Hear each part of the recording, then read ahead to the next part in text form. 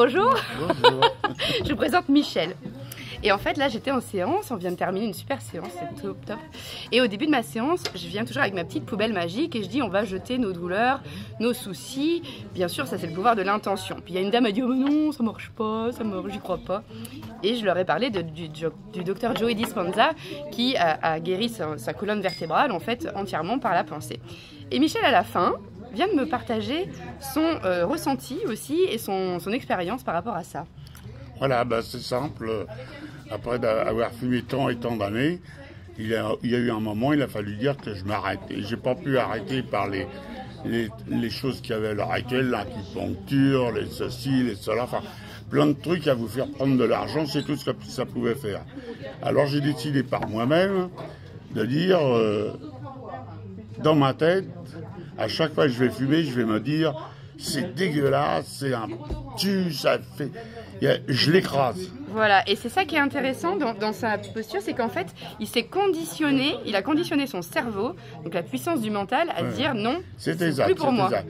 Et au bout d'un an, à peu près un an, alors j'ai fait ça pendant un an, ça m'a coûté cher en cigarettes, mais j'en avais rien à faire.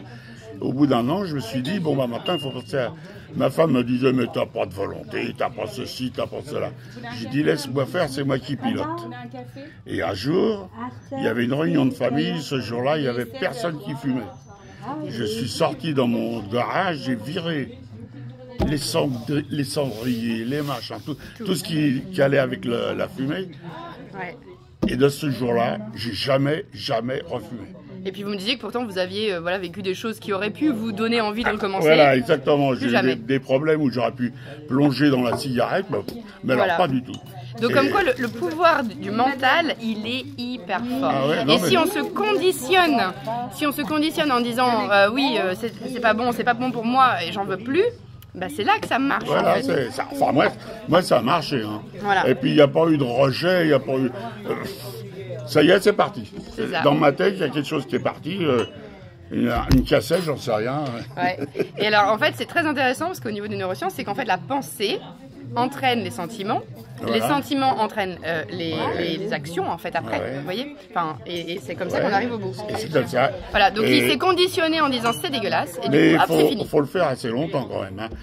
Alors, à chaque fois que je prenais une cigarette, je me disais, comme je l'ai dit tout à l'heure, c'est très mauvais, et à la longue, mon cerveau a dit, tiens, puisque c'est mauvais, quand j'en veux plus. Voilà.